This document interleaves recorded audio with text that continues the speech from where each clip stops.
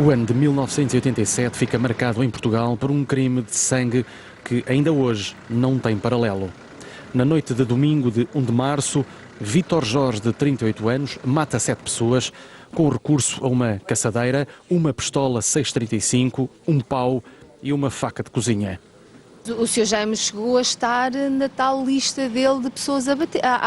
Pois, era eu e mais uns 12, porque andávamos por aqui com medo dele, pronto, eu era amigo dele, mas ele naquela noite que ele fez essa patifaria também veio aqui bater à minha porta.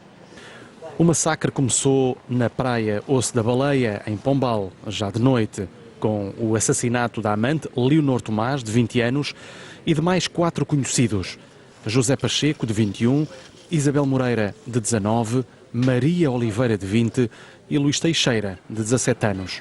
Depois foi para casa e matou a mulher e a filha mais velha, de 17 anos, num pinhal perto da habitação familiar, na Amieira.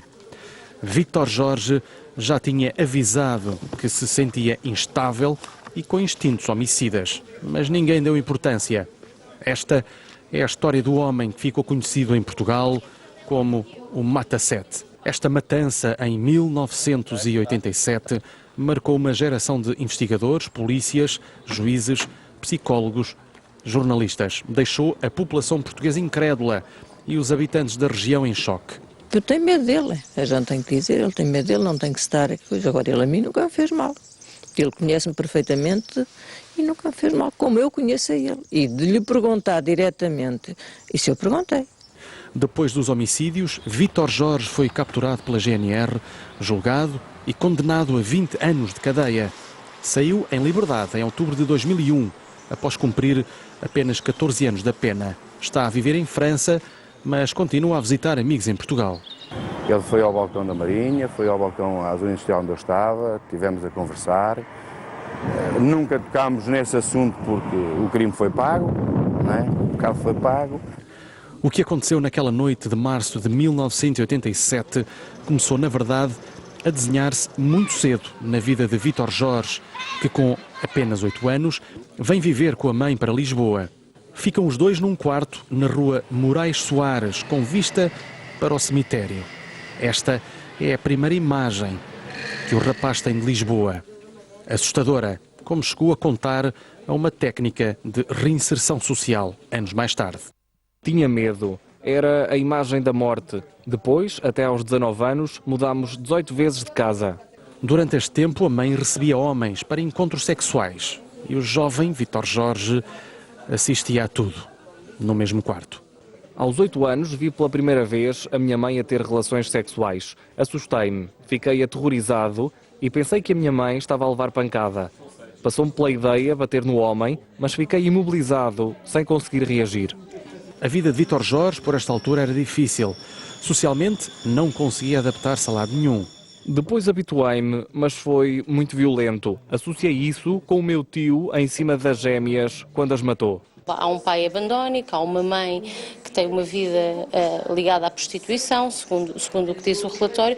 Uma infância destruturada contribui para uma destruturação na idade adulta, mas não só. Tínhamos que perceber como é que era a vida deste indivíduo enquanto adulto, como é que eram as relações familiares dele depois enquanto adulto, com a mulher, com os filhos, como é que era o percurso profissional deste indivíduo, para avaliar um bocado aqui os riscos também da questão da perigosidade, que a psicologia avalia pelo risco de violência e de reincidência na violência. Em 1983, Vítor Jorge levava já uma vida dupla. Muito cortês, era uma pessoa que dava-se bem, tinha um hobby que as mulheres gostavam muito, que era a fotografia, era um excelente fotógrafo e nunca deu para perceber que ele tivesse alguma relação amistosa com as mulheres. Apesar da cordialidade, por dentro, começava a desenvolver instabilidade e tendências agressivas. Tudo o que sentia, passou a escrevê-lo. Primeiro em folhas soltas, desde o início da década de 80, e depois num diário que começou no dia 3 de maio de 1985. Cada dia se vai tornando mais difícil. Dia após dia, a saturação de toda uma vida de ralhos, de incompreensão, deixa-te ver um futuro muito escuro. É tempo de dizer basta. O objetivo dele talvez fosse ela ir embora. Está a ver? Porque ela chegou-me a dizer: "Ózinho, ele quer o divórcio, quer que eu me vá embora, mas para onde é que eu vou com meus filhos?" Uma pessoa desempregada e com 3 filhos, para onde é que eu vou com meus filhos? Porque se ela se fosse embora, ele ficava a ser o bom e ela não, e ela ficava, fugiu de casa por isto ou por aquilo, mas como ela não foi, talvez, olha, melhor que ela tivesse sido. Desde os primeiros textos, percebe-se o crescimento da angústia, da raiva, da frustração em relação às mulheres, com críticas duras à própria mãe e à sua mulher Carminda, com quem tinha zangas sérias e repetidas. Não soube ou não quis aproveitar a oportunidade. Foi seriamente avisada de que as discussões tinham de acabar. É tempo de dizer basta. Estas palavras foram escritas a 2 anos de distância dos homicídios. Por esta altura, ainda estava longe a imagem concreta de homicídio, mas a semente estava lá. Nunca deu valor à vida que a rodeia. Foi seriamente avisada de que a vida de conflito tinha de acabar. O que eu tive a hipótese de ver sobre o diário, refere ali, ele tem uma grande capacidade de autocrítica, ele percebe que não é normal aqueles sentimentos, que aquilo está a destruturar. Ele refere ali uma autocrítica severa relativamente a ele. Em agosto de 1986, Vítor Jorge começou finalmente a imaginar agredir a mulher e a filha Anabela. Queria castigá-las por comportamentos que considerava impróprios. O verão de 1983 marcou-me. Grave discussão com a esposa e tive conhecimento que a minha filha Anabela namoriscava desde os 12 anos com um rapaz de 20. Lembro-me da minha filha dizer que vinha com a menina que ele matou, com a filha. Vinham da escola e às vezes uma era de bicicleta, nesse tempo, não é? Aqui por o Pinhal fora. E ela um dia disse-me assim, oh mãe, tu não notas qualquer coisa no vizinho? Ele não olha para a gente como olhava. Olha assim para o chão e diz adeus. Foi-nos esperar e disse para a Anabela, o que é que aconteceu? Pronto, falava-lhe assim. A ideia de assassinato começava a ganhar forma, mas os seus pensamentos assustavam-no. Chegou a consultar médicos e psiquiatras, mas de nada serviu. Mesmo assim, a 28 de outubro de 1986, compra uma espingarda de caça e depois uma pistola de calibre 6,35. Mas apesar de todas as críticas, mantinha uma relação extraconjugal com Leonor Tomás, na altura com 19 anos. A jovem, a certa altura, diz que a relação que tinha iria terminar, até porque confessava que mantinha relações com outros rapazes.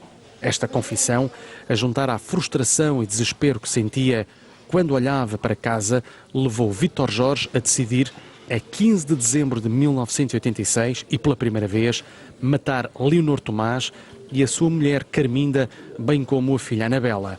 E uma vez ela apareceu com a cara toda negra, os olhos aqui, e eu perguntei, olha, foi isso, vizinha? Fui eu que caí. Mas depois as coisas em casa já não davam bem, não é? Cada vez pior, e depois ela disse-me, não foi ela que caiu, tinha sido ele que o tinha batido. O homicídio ganha formato de premeditação a 26 de fevereiro de 1987, quando percebeu que Leonor Tomás iria festejar o aniversário na casa da mãe, com amigos, em Pombal. No dia anterior, inclusive, fomos fazer um encontro de futebol de salão e viemos jantar, fomos, penso que, ou ao Mindo ou ao Torres, e eu vim na carrinha com ele tinha uma carrinha 4L. Estivemos todos bem, jantámos, brincámos, comemos e bebemos, depois cada um foi para a sua casa. O dia do massacre começa diferente. Por ironia, há muito tempo que a família não estava tão descontraída e até feliz. E eu era para dizer à vizinha, para lhe dizer à mulher dele, à Carminda, mas pensei, ela raramente anda feliz e hoje ando tão feliz, não lhe vou dizer nada. E tenho pena, não falei para ela que não meti com ela. Foram a um batizado e depois passearam na praia, na mesma praia onde mais tarde, nesse mesmo dia, Vítor Jorge mataria 5 pessoas. Embora que eu sabia que já havia mau ambiente em casa, que já uma vez ele tinha desmaiado, ela veio-nos chamar muito aflita que ele tinha desmaiado. Depois do passeio e já em casa, Vítor Jorge diz que vai tirar umas fotos numa festa. Por esta altura, já estava desenhado na sua mente o desejo de concretizar o homicídio. Prepara o material para a matança, espingarda, pistola, martelo, e deslocou-se ao local na sua carrinha Renault branca 4L, onde estava Leonor Tomás. Encontrou-a entre amigos e com um rapaz com quem tinha uma relação amorosa. No final, ofereceu-se para levar Leonor Tomás a casa, mas o restante grupo pediu boleia. O pedido condenou-os à morte.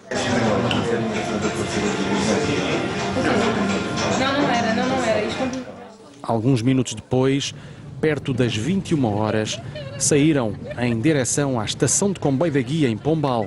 Decidiram, afinal, ir primeiro a uma praia nas imediações.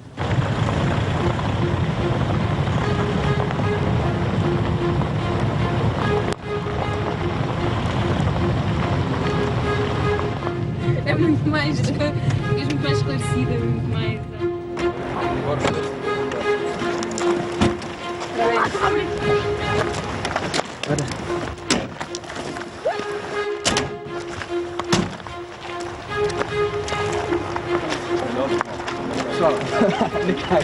Depois dirigiram-se para a zona do areal em grupo. Percorreram cerca de 200 metros até se imobilizarem à beira-mar a conversar. Alguns minutos depois, Vítor Jorge, completamente desconfortável com a situação e já imaginando o que queria fazer, disse que ia ao carro. E foi. Fez o mesmo percurso até à sua Renault 4L. Abriu o porta-bagagens e retirou do seu interior uma caçadeira carregada e uma pistola 635, também municiada. Com as duas armas, regressou para a zona onde estavam José Pacheco, Isabel Moreira, Leonor Tomás, Maria Oliveira e Luís Teixeira. O local não tem iluminação.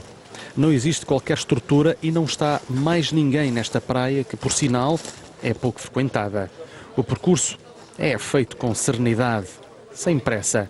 Estava uma noite escura, soprava um vento frio, mas no areal reinava a boa disposição. Vítor Jorge chega perto do grupo e, sem esboçar qualquer tipo de hesitação, dispara à queima-roupa a menos de 1 metro contra o peito de José Pacheco. Logo de seguida, em movimento contínuo, dispara um segundo tiro. Leonor Tomás, Maria Oliveira e Luís Teixeira só reagem agora, fogem em pânico na direção das dunas. Correm pela vida, sem ver o chão que pisam. Tropeçam, levantam-se, voltam a cair e escondem-se. Vítor Jorge abandona a caçadeira e procura a próxima vítima, aquela que está no topo da sua lista de pessoas a matar. O homicida persegue a vítima e, pela primeira vez, corre. Persegue Leonor Tomás, saca a pistola e dispara várias vezes a sua 635. Vítor Jorge aproxima-se, aponta a arma ao peito da vítima em agonia e dispara outra vez. Mas Leonor Tomás não morre. Vítor Jorge agarra num pau e depois agride com violência a vítima até a matar à pancada.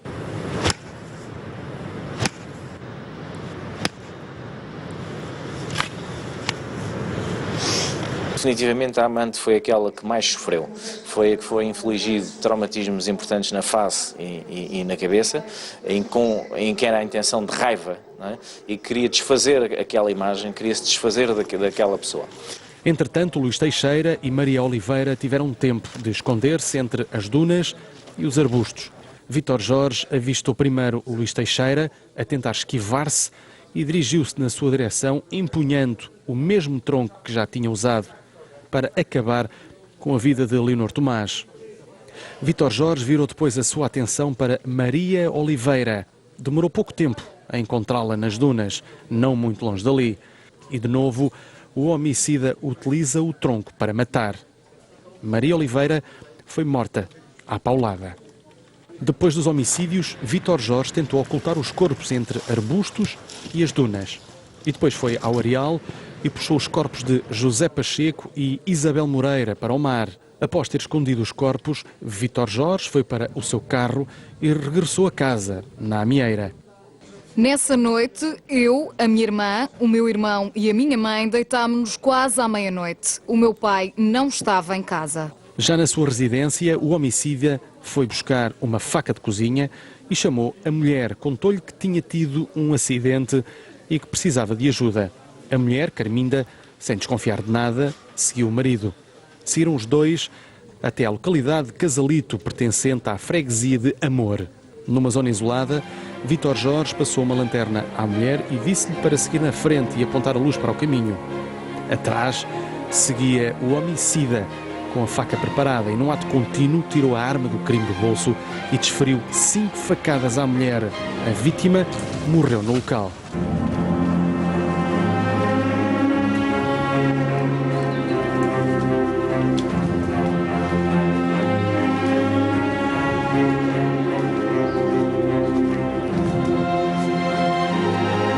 Ele, em relação à mulher, não tem coragem de a atacar de frente.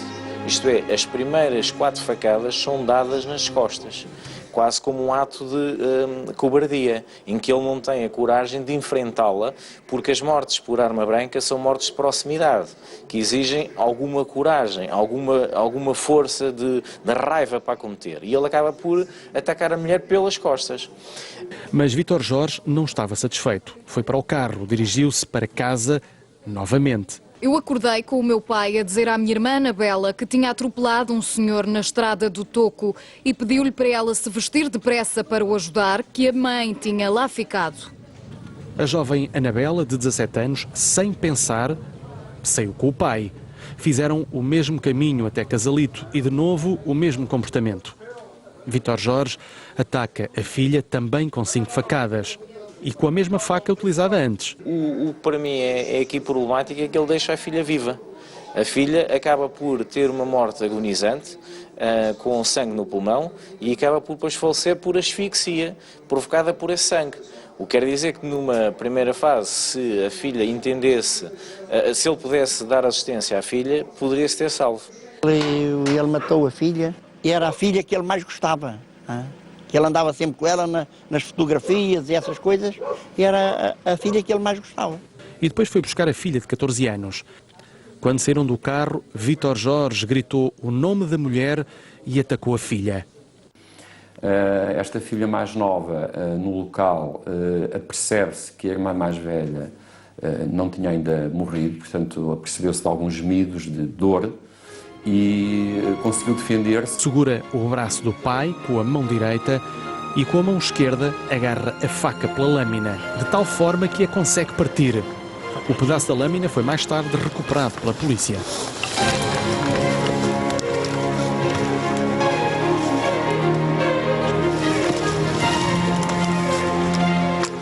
Vítor Jorge explicou depois, em tribunal, mais tarde, este momento de hesitação. Ainda tentei atirar a faca à Sandra, mas já foi sem força. Já tinha perdido a raiva, já não era aquilo que queria fazer. Tinha desaparecido o peso no coração. Mas antes, quando as levava para o pinhal, não via nada. Só tinha aquela ideia na cabeça: matar, matar, matar. Sandra Simões pede uma ambulância, mas o pai diz que já é tarde demais. Dirige-se ao carro e sai do local sozinho. Sandra Simões encontrou depois a irmã, já morta, e saiu do local para tentar pedir ajuda. Por esta altura, passavam alguns minutos das 2h30 da madrugada. Procurou uma casa com alguém e encontrou. A GNR, no posto de Leiria, recebe um contacto telefónico feito pela Sandra Simões a dar conta que o seu pai havia matado a mãe e a irmã e pedir naturalmente a comparência da GNR naquele local. 2 militares da GNR deslocaram-se até junto da Sandra, onde já estava acompanhada por um senhor. O meu pai, quando me tentou matar, falou comigo. Eu implorei pela minha vida e ele disse que já tinha matado a minha mãe e a minha irmã e que antes já tinha matado mais 5 na última praia onde nós estivemos hoje. Não sabia exatamente qual é que era a praia em concreto, mas com as informações que entretanto foram sendo dadas, conseguimos chegar aos 3 corpos, portanto, que estavam numa zona de mato junto à praia Osso da Baleia. Mas era noite cerrada, madrugada de 2 de março de 1987. As autoridades, entretanto, já se tinham deslocado à casa do homicida e haviam encontrado o filho mais novo a dormir. O rapaz de 11 anos nunca se apercebeu das movimentações homicidas no interior da residência. Ficou depois ao cuidado de familiares. Aquilo que normalmente é feito é a montagem de uma extensa operação, envolvendo aqui diversos meios. Os meios na altura não eram aqueles que temos atualmente. A GNR, entretanto, evoluiu bastante, não só na aquisição de equipamentos que facilitam o processo de busca e o processo de detecção deste tipo de situações, mas de facto há um empenhamento de homens e de meios no terreno que são determinantes. Por esta altura, Vítor Jorge, em fuga, decide abandonar o carro numa estrada secundária perto da localidade de Calvaria. E eu é que conheci a carrinha dele, então, mas ele tem aqui a carrinha, que era uma 4Lzita que ele tinha, e está aqui a carrinha. E depois a gente começou a olhar lá para dentro, e aquilo estava fechado. Lá começámos, mas realmente está lá sangue lá dentro. Depois chamaram a guarda. Havia também marcas de sangue, supostamente pelo transporte das vítimas até ao local da praia e das próprias familiares, da mãe e da irmã nessa viatura. Encontramos a arma de fogo que ele tinha utilizado, mais alguns objetos pessoais, inclusive um diário que ele tinha escrito e onde descrevia pensamentos, reflexões, mas que já revelavam as tendências homicidas que ele depois veio a concretizar nessa noite. A GNR intensificou as buscas na praia durante o dia. As declarações de Sandra Simões, que davam conta de mais homicídios, e de testemunhas que colocavam o homicida com um grupo de jovens desaparecido, reforçava a teoria de mais mortes. Foram patrulhados vários quilómetros de costa, na zona do Areal e nas dunas. E perto das 19 horas, do dia 2 de março, foram encontrados os primeiros corpos pela GNR. Por esta altura, a polícia começava a ter noção daquilo que tinha acontecido. Andava à solta um múltiplo homicida, armado e considerado perigoso. Sandra Simões tinha sido confiada, entretanto, a familiares. Passadas 24 horas, no entanto, tinham sido encontradas apenas 5 das 7 vítimas. Mas a GNR tinha encontrado na praia objetos que pertenciam a mais 2 pessoas. A Polícia Judiciária chega ao local, onde já está a Guarda Nacional Republicana, onde já estão também populares, e inicia aí o seu trabalho de investigação. E passa, logo numa fase inicial, pela quantificação das pessoas, das vítimas, localização desses cadáveres, de parte dos cadáveres, e começa aí a recolha tanto dessas peças anatómicas dos cadáveres, como a recolha de informação, tendo em vista perceber o que é que se tinha passado e a identificação do autor dos factos. Na verdade, quando a GNR chegou à praia Osso da Baleia, já há 2 corpos, os de José Pacheco e Isabel Moreira, os primeiros a ser assassinados, tinham sido levados pela maré. No dia 3 de março intensificaram-se as buscas a Vítor Jorge. O múltiplo homicida é procurado em Pinhais, casas abandonadas, em residências de amigos, e são contactados familiares, conhecidos e até colegas de trabalho. No terreno continua a caça ao homem e as buscas pelos corpos dos desaparecidos. No dia 3 de março, pela hora do almoço, dá à costa o corpo de José Pacheco, o primeiro a ser assassinado. Foram mobilizados muitos meios, humanos e materiais, na zona de Leiria, no sentido de fazer a sua captura. Há os outros 2 corpos, e sobretudo um que é detectado por um pescador. O corpo de Isabel só aparece 11 dias depois, no dia 12 de março, depois dos homicídios. Vítor Jorge deambulou pela zona, foi a Leiria, dormiu em Pinhais. Chegou a ir a casa mudar de roupa nas primeiras 24 horas após a fuga.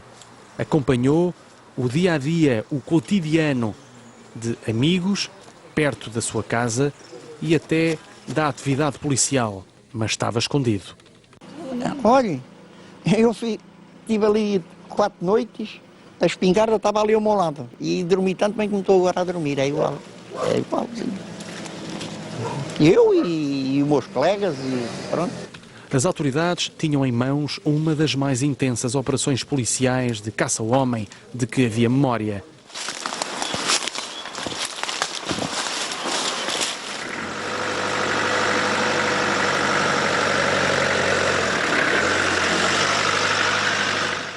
Estão no terreno dezenas de militares da GNR e também elementos da Polícia Judiciária.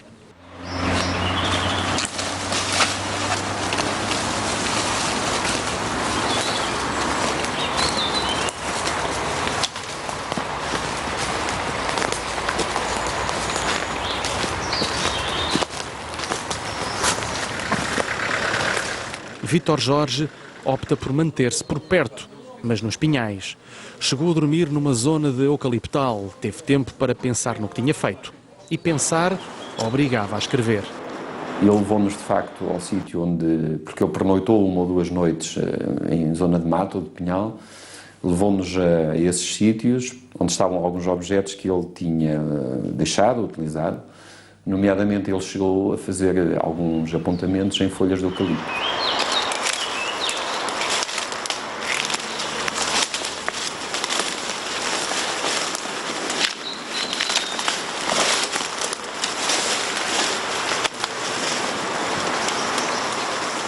Vítor Jorge foi detido pela GNR no dia 5 de março, às 15h30, em Porto de Mós, no interior de um barracão. Não ofereceu resistência e foi transportado depois numa ambulância para o Hospital Regional de Leiria para ser assistido. Estava demasiado fraco. Desde o início, após a detenção de Vítor Jorge, que o homicida colaborou com as autoridades em tudo. Que ele é ouvido várias vezes e ele assume, explica mais do que uma vez como é que fez e porquê é que fez. E, portanto, sem qualquer atitude hostil ou agressiva, portanto, ele acaba por assumir os crimes que cometeu. A certa altura, foi preciso fazer a reconstituição do crime. E no local, e uma vez mais, Vítor Jorge colabora com as autoridades. A diligência foi fotografada e o registro mostra um homem sereno, ao lado das autoridades, em total colaboração. Alguns pormenores do massacre foram revelados nesse dia. Vítor Jorge esteve na praia Osso da Baleia e no Pinhal, perto de casa, onde, no total, matou 7 pessoas. Depois de apanhado, foram elaborados exames psicológicos. Durante a investigação, descobrem-se mais informações que provam a distorção da realidade e a angústia que Vítor Jorge vivia. Na sua casa foram descobertas cassetes áudio com gravações que fez de forma oculta de discussões com a filha mais velha e a mulher. Existe um registro intenso feito em março de 1986, quando percebeu que Anabela mantinha uma relação sexual com um homem mais velho. Confessou à Polícia Judiciária o seguinte: comecei a criar uma certa raiva da minha filha. O meu cérebro chegou a ser assaltado de forma angustiante por ideias de incesto, tanto para com ela como para com a Sandra, mas são represálias relativamente à minha mulher. Foram encontrados também bilhetes onde contava sentimentos contraditórios. Por um lado, desejava morrer, mas depois falava em entregar-se. Na cidade mudei de ideias. Senti que a solução era morrer lentamente, à fome e à sede. Queria um castigo pelo que tinha feito. Tinha a intenção de morrer onde tinha nascido, na casa, para castigar a minha mãe. Vítor Jorge foi condenado a 20 anos de prisão, mas cumpriu apenas 14. Agora, analisando esta situação agora a posteriori e percebendo, segundo também informações da comunicação social, que este indivíduo continua a apresentar um quadro instável, com várias tentativas de suicídio, isto remete-nos obviamente para alterações do ponto de vista emocional e até da saúde mental graves. Se calhar este indivíduo teria beneficiado muito mais de uma medida de segurança com tratamento médico adequado ao caso, do que um cumprimento de uma pena de prisão em estabelecimento comum. Foi solto após um comportamento classificado como exemplar, sem nunca ter provocado problemas na cadeia. Saiu e foi para o estrangeiro, onde estava o filho, em Inglaterra. Ainda hoje eu tenho medo dele. Ele vem aí, mas eu ao mesmo tempo estou sempre com os pés atrás com ele, porque eu tenho medo dele. Pois tenho. Mas eu já lhe disse. Vitor, cuidado. Isso passou, mas ele pode avariar como avariou aquela vez, avaria mais vezes. Nós agora todos temos um bocadinho de medo. Agora, claro, agora não conseguimos descrevê-lo depois de 7 pessoas mortas, depois de tanta tentativa que ele já fez, tantas coisas, mesmo em França. Logicamente que todas as pessoas o recebem, mas um bocadinho assim a receio, não é? Vítor Jorge é neste momento uma pessoa instável e medicada. A ideia que me dá é que ele sente-se furioso por ele próprio, porque podia ter tudo na mão e não tem nada. Que ele sente-se mal com ele próprio. E é a revolta dele anterior. A família tolera a sua presença, mas mantém uma distância de segurança. Afinal, Vítor Jorge, conhecido como o homicida da praia Osso da Baleia ou simplesmente o Mata-Sete, está ligado a um crime de sangue sem paralelo em Portugal, difícil de compreender e explicar.